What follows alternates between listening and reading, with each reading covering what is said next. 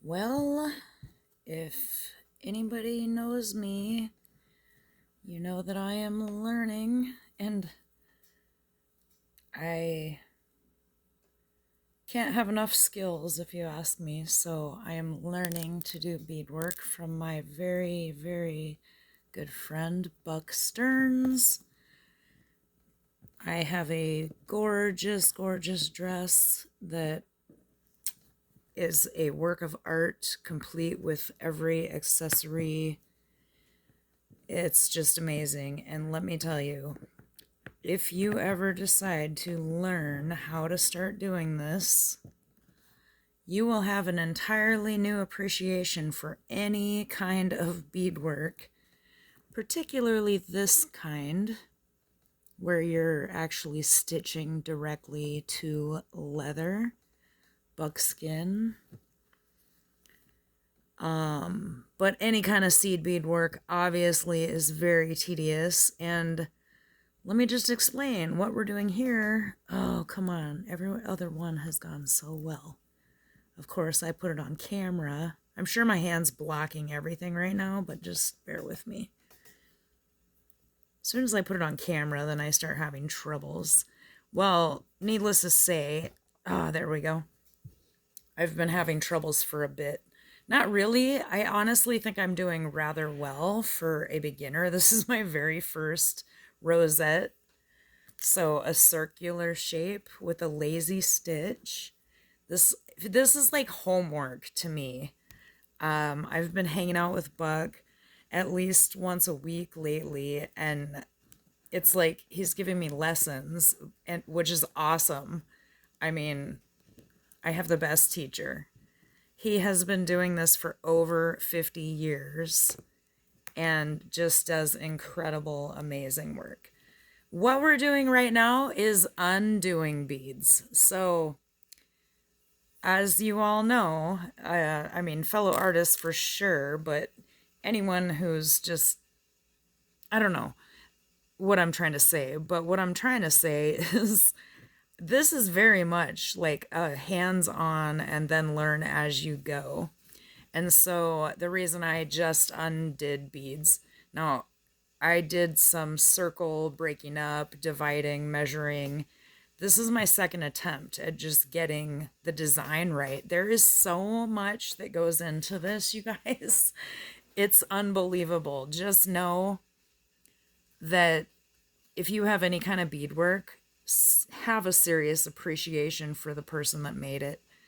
And now I think I'm to a point where I can start, and now that I know trial and error, I guess now that I have learned spacing a little bit better as the circle gets smaller, I'm figuring this out as I go. I mean, I have a bullseye, but as you can see, things change for every layer. But anyway, this is my very first, this is the furthest I've gotten.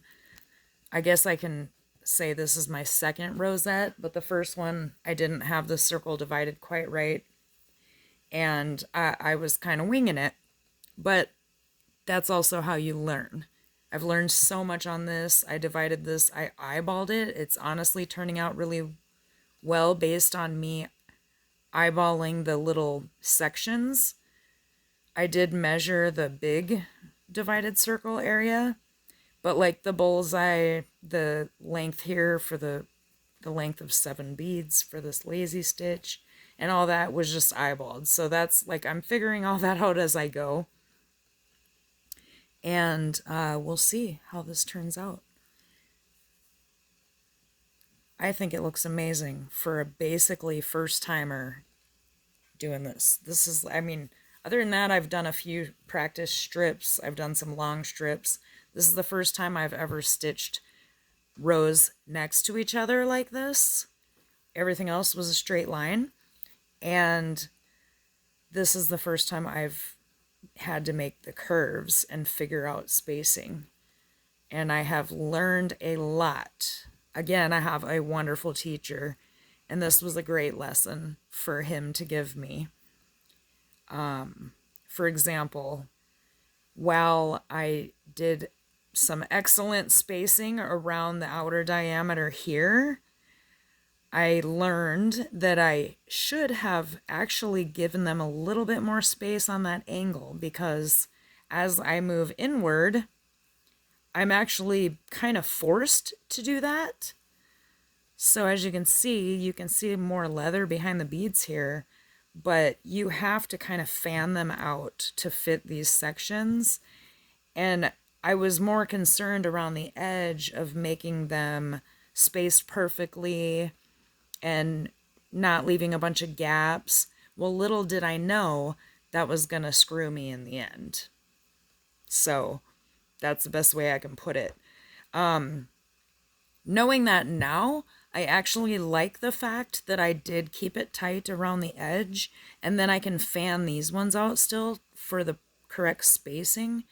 And that's all to make my design match. I'm starting to learn that even if the number of sections, the number of rows in between these sections are not quite the same for the color, like I might have 10 rows of blue here, but I might have 11 or 9 or something over here, I feel like it's more important that my pattern is staying matched up on the points right here that are going to be noticeable. So the transition from cobalt blue to white, I can clearly see it's like 2 rows lined up with 2 rows, 2 rows lined up with 2 rows, and all the way around. Even here, this one's almost 1 row.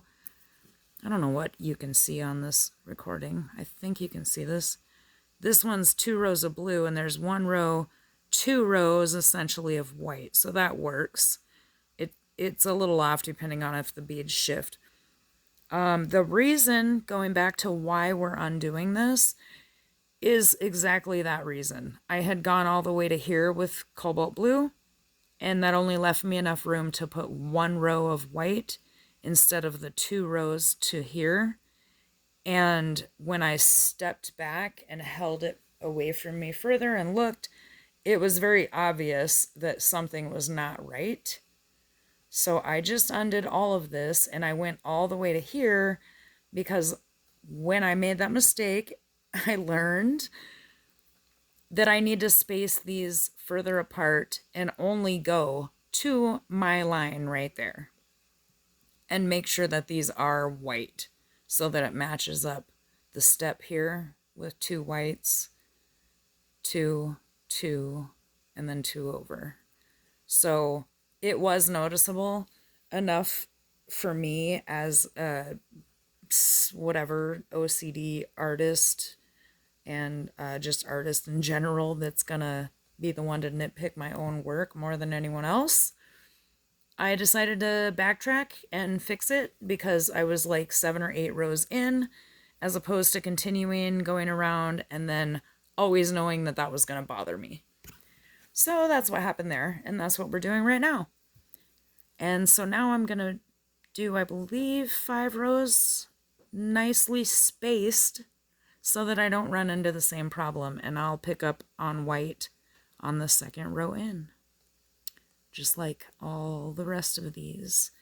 And let's hope, fingers crossed, that my very first complete rosette looks halfway decent. All right.